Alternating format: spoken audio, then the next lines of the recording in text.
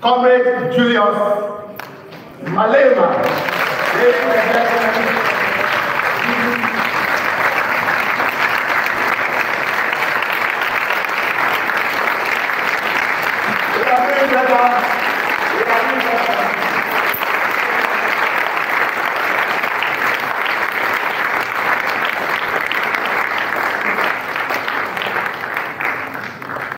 thank you very much for those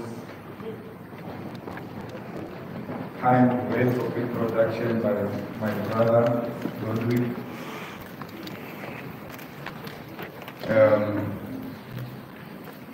Dr. Sineta, Rolling, and your brother, James, and the entire family of President Rolling, and the leadership of Arise, and the leadership of the NDCA, CPP, the student representatives, and the national youth organizations that are here, and all those dignitaries that make this possible. I want to take this opportunity to salute you and appreciate the effort you've taken in making sure that we dialogue amongst ourselves as Africans without supervision, that we require nobody to come and be a supervisor for us to meet, that we can call each other on our own and have a conversation, and where we don't find one another, we agree to disagree, go different directions, to meet again tomorrow, because we believe in the power of persuasion. This morning I had an opportunity to meet President Mahama and President Kofo, and we also visited a very important leader of our revolution, because we believe in both the living and the dead. So when you visit former presidents that are alive, you have a duty to also visit those that were revolutionary and have passed on, like President Kwame Nkrumah. So we are here today to salute the good work we've done. Maybe some historical background is also important before we get into issues, because we believe that we did not start the revolution. We inherited the revolution, and therefore it's important to always remind ourselves of where we come from. Prior to European arrival, Ghana was home to powerful empires like the mighty Ashanti, renowned for their gold trade and military prowess.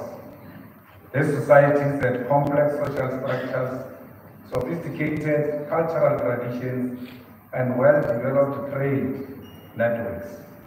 An early victim of European interest, the European presence in Ghana began with the Portuguese explorers, who arrived in the 15th century, and from then till the 19th century, Ghana, then known as the Gold Coast, became a major source of enslaved people for the transatlantic trade. European powers established ports and trading ports along the coast, exchanging manufactured goods for enslaved Africans captured primarily from the interior regions.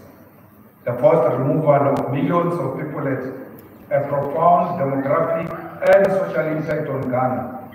It weakened communities, fueled interstate conflict, and led to cultural loss. The transatlantic slave trade left a deep and enduring mark on Ghana's collective memory. While acknowledging the trauma inflicted, it's important to recognize the resilience and resistance displayed by many communities and individuals during this period. However, it was the Dutch, British, and later the French who played more significant roles in the colonization of the Gold Coast, what is now called Ghana. the British gradually expanded their influence and control through trade and the establishment of ports along the coastline. By the mid-19th century, the Gold Coast became a British colony. The scramble for Africa saw Britain and other European countries aggressively carving up the continent. The Gold Coast fell under British control, marking the start of formal colonial rule as a result of the Berlin Conference of 1884 to 1885. The imposition of colonial rule led to significant social change. Traditional social structures were often disrupted and a new system were introduced to serve the interests of the colonizers. Furthermore, missionary activities played a role in introducing Western education and administration. Christianity and a class of educated Africans who often aligned with the colonial rulers while the majority remained marginalized. There are those who wanted to assimilate with the British policies, undermining their own traditional languages, customs, and belief systems, contributing to a loss of cultural activity. The Gold Coast economy also became solely reliant on exporting raw materials, hindering internal development. The formation of political organizations such as the Convention People's Party, CPP, marked the beginning of organized political movement seeking self-determination. Ideas of Pan-Africanism, emphasizing continental unity and liberation from colonialism, fueled the independent movements all over the continent. Intellectuals like Kwame Nkrumah emerged as powerful voices advocating for self-determination. The CPP, founded in 1949 by Kwame Nkrumah, mobilized mass protests and strikes, forcing the British to acknowledge the desire for independence. Initially, resistant to independence, the British eventually conceded due to internal pressure and rising international dissent. Their primary concern was maintaining economic interest and ensuring a smooth transition. Traditional authorities and ordinary Ghanaians, from farmers and miners to students and intellectuals, contributed to the struggle through protests, boycott, and their unwavering support for the independence. The whole continent started learning from Ghana that it is possible. So when you go to Ghana, it is not because you are going to teach Ghanaians anything, because they've seen it all, including leading the first determination of an African state on the 6th of March, 1957. So Ghana is a home of democracy. And this country was led by a charismatic leader who emphasized Pan-Africanism because he understood that Ghana's independence alone is meaningless. Following the independence of Ghana, all liberation movements found a home here in Ghana. The Organization of South Africa, such as the ANC, the Organization of Angola, such as MPLA, the Organization of Mozambique, such as Frelimo, and many other liberation movements found this place as a liberated zone. And many of them started knowing what a passport looks like from here, because Kwame Nkrumah made it a point that they are able to travel all over the world to spread the message of Pan-Africanism and independence of Africa. Nkrumah did not only develop connections amongst African state and liberation movements, Nkrumah developed connections with African American allies, writers, and all kinds of people who were found in diaspora. That's why a lot of African Americans found resonance and found Ghana to be a place they can identify with as their home. So Nkrumah's idea has always been that black people who are found everywhere must always be in solidarity with each other, because they are the most hated people all over the world. It doesn't matter where you find them. If you find a black person in China, give them love, because you must know they are hated. If you find a black person in the US or even in Russia, you must embrace one another irrespective of the countries you come from, because you are both hated. It doesn't matter how rich you are, it doesn't matter how educated you are, as long as you are an African, they treat you like a reject. That's why the unity of Africans and Pan-Africanism does not only mean those who are found in Africa. It means everybody else that looks African, who's found everywhere in the corner of the world, because those are the people who have been robbed of their humankind.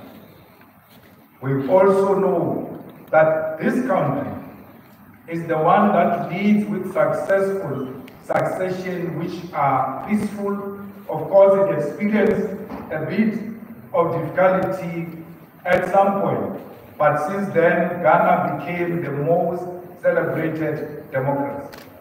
But the democracy of Ghana is threatened by corruption. A corruption that made sure that Ghana does not pay its international debt. As a result, today, Ghana is unable to self-determine, because everything else is dictated to Ghana by IMF and the World Bank, because the current leadership fails to honor the constitution. Corruption is a threat to a wonderful democracy anyway, because it's eating on the moral fiber of democratic dispensation. We must never ever celebrate anyone who is corrupt or seek to defend the corrupt individual, irrespective of our political opinion. Those who are stealing from the public purse now, they are stealing from the future. That's why they are unable to pay the debt now, and they will not be able to pay the debt in future. And it is you, the youth of Africa, that are going to inherit the debt, and you will not be able to develop your own countries. There is a tendency in the African continent of the youth defending the old corrupt, because they give them the little money now and they forget the If you value yourself, if you value the future of this continent, you must stand tall and unashamedly fight corruption everywhere where it raises its ugly head. Don't care who says what. You must always speak truth to power. It doesn't matter who gets offended. The truth remains the truth, whether you are standing, whether you are sitting, whether you are sleeping, the truth will never change. And one thing you must know is that when you tell the truth to the powers that be, they may pretend now that they do not hear what you are saying. But when they are sleeping alone, their conscience speaks to them, and they must answer the question, is he or she telling the truth? And if the answer is yes, you have achieved your mission. They will never know they are corrupt until someone tells them on their faces that you are for yourself, you are for your family, you are for friends, you are for the politically connected, and you are not for our continent, because our continent is about the unity of African people that is based on economic ownership of the means of production. I want to say this today here, that xenophobic people are people who suffer from self-hate. Because when you love yourself, you will never hate another person. A black person who looks like you should serve as a mirror to you. When you look at that black person, you must see yourself.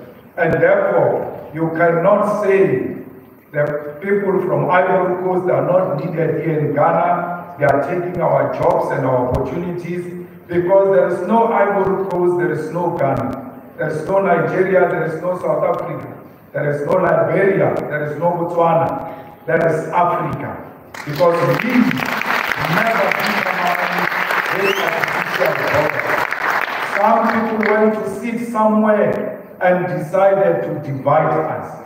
And they did that with a pen and took away our brains. Because there is no wall. In other places there is no fence, yet we see the wall and the fence that doesn't exist.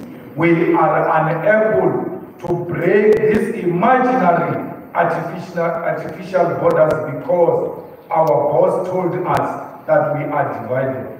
We are being treated like mad people, where you've got a gate without a fence. All of you, when you want to exit to Ivory Coast, you go to a border, and that border is a gate. But when you check on the side of the gate, there is no fence. Our people are living together. So Africa must stop behaving like a drunken master who goes through a gate in a yard that doesn't have a fence. It will never have a fence because we are one thing. We make it into each other's communities and families. We go to each other's activities. We share cultures. And I know for sure that the people of Ghana dance to Amapiano. So why would they think that they are not South Africans, and why South Africans will think that they are not Ghanaians? It's only an imagination that was instilled in our heads by our colonial masters. We have to make sure that as a new generation, we do away with this. We, as a younger generation of Africa, we must not seek to get rid of the old in a disparate manner to a point where we destroy institutional memory. We must always make sure that the old coexist with the young, but the old must be prepared to pass the wisdom to the young ones. For because at some point, the old must die for the new to emerge, and it is not easy calling for the healing of the old elderly African leadership. Nature dictates that the old at some point must die for the new to emerge. But this new must be prepared to learn from the old. I was in Liberia yesterday and I saw the inauguration of an old president. I got so worried. But when I saw the vice president, I left Liberia in a very comfortable way, because I saw a generational mix where the old and the young coexist in one office. And I hope the vice president will not be suffocated, because the president must know that with all his experience and advanced age, he has a duty to pass the baton to the younger generation. We call on all African leaders not to leave an office with a coffin. When the time comes for them to go, they must leave without calling the army to extend their term. No one is born a leader. No one is a traditional leader in a political office. If you want to be a traditional leader, go and fight in your tribe for those kinds of issues. And don't subscribe to people who want to leave a political office with a coffin. We will still give you a state funeral because you are a former president. We will still pay you pensions and give you protection and take care of you as long as you respect those who came after you. You have to ensure that democracy matures in such a manner in Africa, where the previous president does not make it his business to fight the current president. You must allow the new to lead with all their faults because you are the same. It doesn't mean you are perfect. The young ones who are coming after you will challenge the current one. No African leader who is on retirement should lead from the grave. They must all be like all other progressive former presidents who are statesmen at home, waiting for courtesy visits and consultation and attending to honor state functions. Those are the duties of former presidents, because Africa must be stable. Africa must go through democracy at all times. And elections in Africa should never mean the blood on the floor. We Africans must hate seeing our own blood. We must always protect each other because we love ourselves so much that we don't want to see our own blood. I always tell them that white people do not want to see their own blood. That's why it's not easy for a white person to kill another white person. If a well-built white man comes in here and beats you up, and you are thin like me, don't try to fight fiscal because you're going to be defeated. They are scared of their blood. Look for an object and threaten to throw that object on a white man who's going to leave this world running. Not because he's scared of the object, but he knows that he can be injured by the object and he will see his own blood. Africans don't have a problem with seeing their own blood. We kill each other at the slightest provocation. We don't negotiate power. We force our way into power. And in most cases, we are not even the initiators of this violence. It is white people who sponsor the black-on-black violence. Because of the absence of black consciousness, we find it easy to kill one another. The killings must stop in Africa. In Africa, guns must be replaced by hugs. When we see each other, even when we disagree vehemently, we must agree to disagree in a brotherly and sisterly way because we value each other's blood. Ghanaians, we must make sure that we refuse the suppression of media freedom. Because without media freedom, we are nothing. If there is anyone who can tell the world of any wrongdoing in Ghana and in South Africa and everywhere else, is the fourth estate. It must be protected. It doesn't matter how bad they write about you. You must protect their right to write. Because without that pen, you must know there is an ushering in of a dictatorship. If media is suppressed, if media can't write about corruption, if media takes bribes from governments, you must know those are the dark days of the African continent. Today, we've got our own platforms on the social media.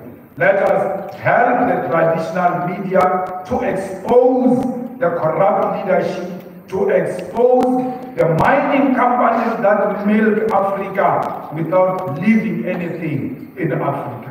The gold of Ghana must remain in Ghana and service the people of Ghana. The minerals of Ghana, the minerals of South Africa must service Africa. The EFF believes in one Africa where we've got one president. I know Kwame Nkrumah was accused of wanting to be a president of Africa. There was nothing wrong with that. The man qualified because he woke us up from the grave. What with Kwame Nkrumah's call, even if we don't achieve it in our lifetime, we must create a solid foundation for one Africa, because one Africa is a threat to Europe and America. Africa with one president, Africa with one currency, Africa with one military command, Africa with one parliament. It's a threat that America cannot stand. Imagine a currency of Africa against the currency of USA. Ours will be based on the natural and mineral resources of our continent. And what will the currency of France be based on? Because France can't even produce anything for its survival. The whole soccer team of France is African. That's why That's why when France plays with Britain, we all unwittingly support France because we see the blackness of the team. That's how much important we are as Africa to this Europe and America and all those who support neocolonialism. Fellow Ghanaians, anyone who says the people of Palestine must be killed is an enemy of ours. The people of Palestine have not committed any sin to anyone. These organizations that got passports here in Ghana during colonial times and during apartheid times, they were called terrorist organizations. But to us, they were never terrorist organizations. They were revolutionary organizations that seek the liberation of our own countries. We cannot listen to the same propaganda that was used against us during the years of liberation. Kwame Nkrumah was called a terrorist. Nelson Mandela is still on the list of terrorists in the USA because they fought for the self-determination of Africans. That's exactly what Hamas is demanding. That let the people of Palestine reclaim their own land. Let the people of Palestine have the self-determination without anyone imposing anything to the people of Palestine. If the people of Palestine want two-state solution, let them say so. No one must meet in UN or everywhere else and say there's going to be a two-state solution in Palestine. It must be the Palestinians themselves, like the South Africans decided that we are going to coexist with the settlers. We will not send them to the sea. It was not a decision of the UN. It was a conscious decision by South Africans.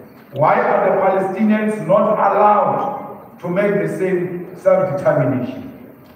Shame on the leadership of Ghana for saying they support what is happening against the people of Ghana. They must be ashamed of themselves because any African who knows what settlers do when they settle in your country will never support that nonsense that is happening in Pakistan. Ghanaians, we are not saying we are fighting the Jews. We are not saying Jewish women must be killed, Jewish children must be killed.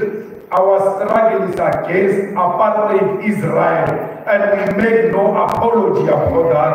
And we want the apartheid of Israel collapse with the immediate effect. We salute the government of South Africa for having listened to the EFF when we said that the Israeli ambassador and embassy must be removed from South Africa.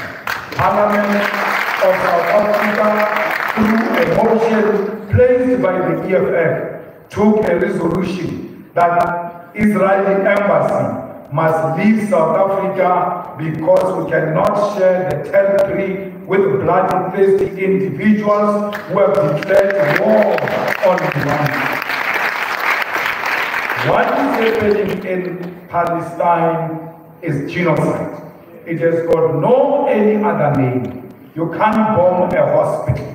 Even if the leader of Hamas is in that hospital, as long as he enters a hospital, you must cease fire and wait and work on an alternative solution to get him out of the hospital. You cannot bomb a refugee camp because there are international laws that governs how you treat refugee camps. Even when you don't agree with Hamas or any other thing of that nature. But please protect humanity.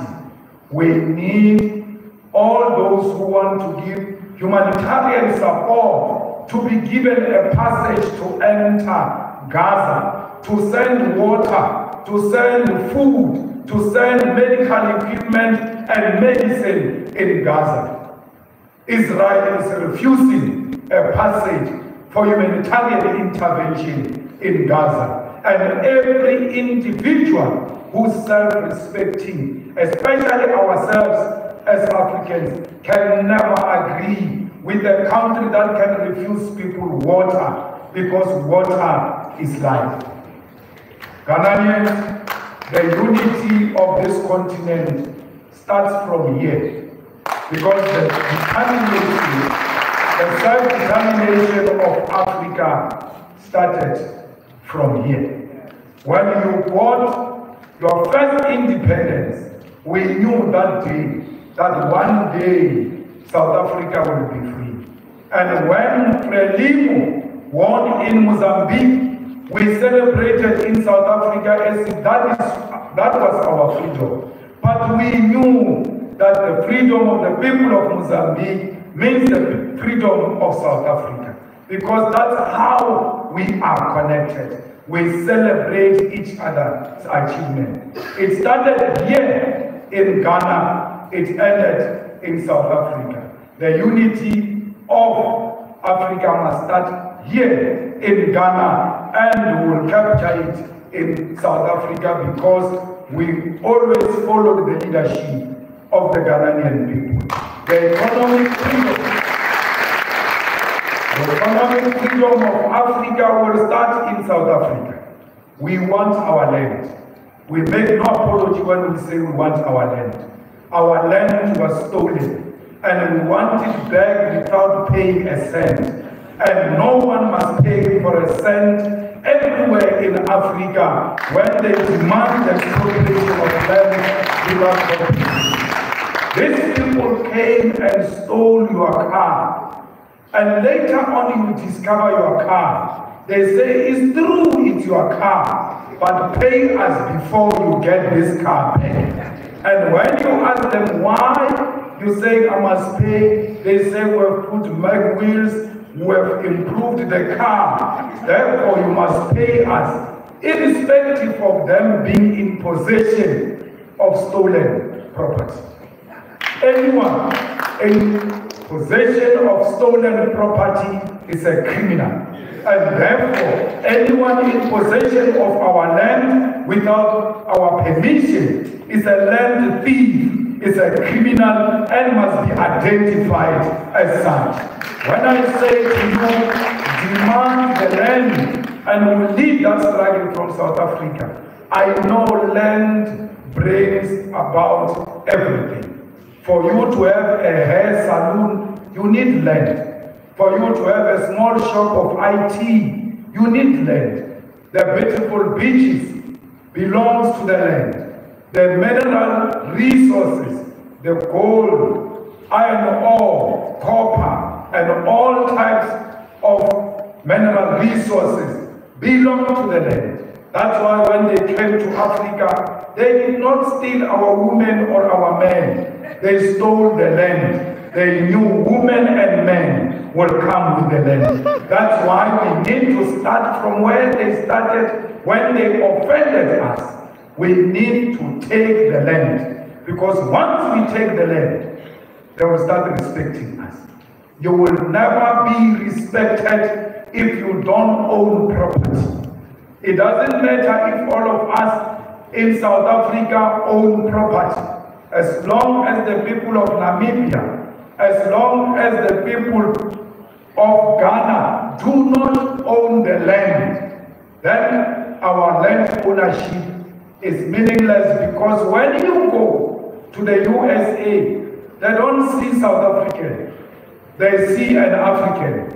West, they can't differentiate between South Africa and Ghana. That's why all of us must reclaim the land and the mineral resources of the land and the natural resources of the land, so that when we move all over the world, when they see a black person, they should know these are the property owners of their own continent and their own land. So when we fight for economic freedom, we should do so without being ashamed. Because political freedom that Kwame Nkrumah achieved and generations after him achieved is meaningless without economic freedom. You can vote until you are purple, As long as there is no bread on the table, that vote is meaningless. You must vote when you arrive at home. You must find bread, you must find free education, you must find quality public health, you must find reliable electricity, and not what we experienced earlier on.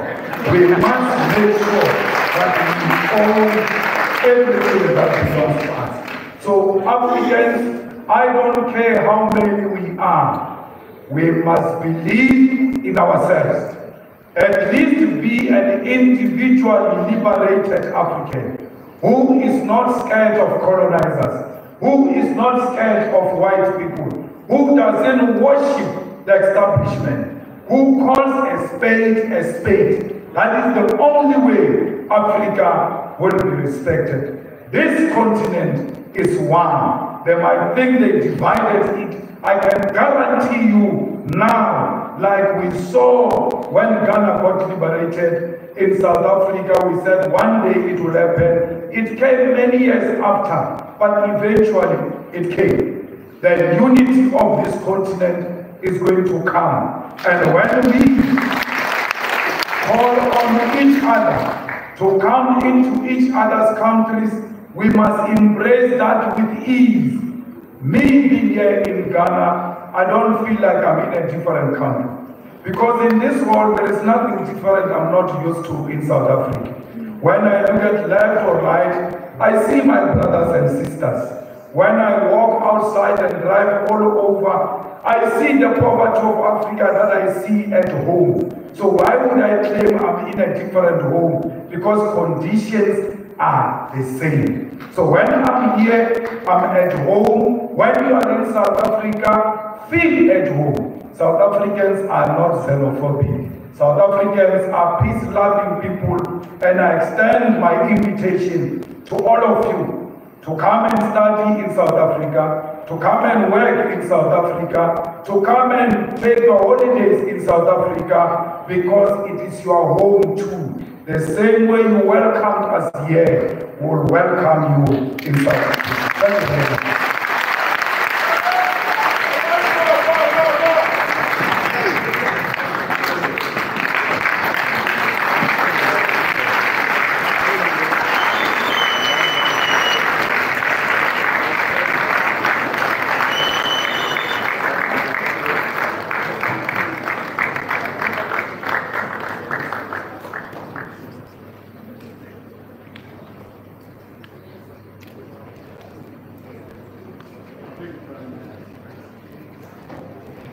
Thank you very much. Thank you very much. Ladies and gentlemen,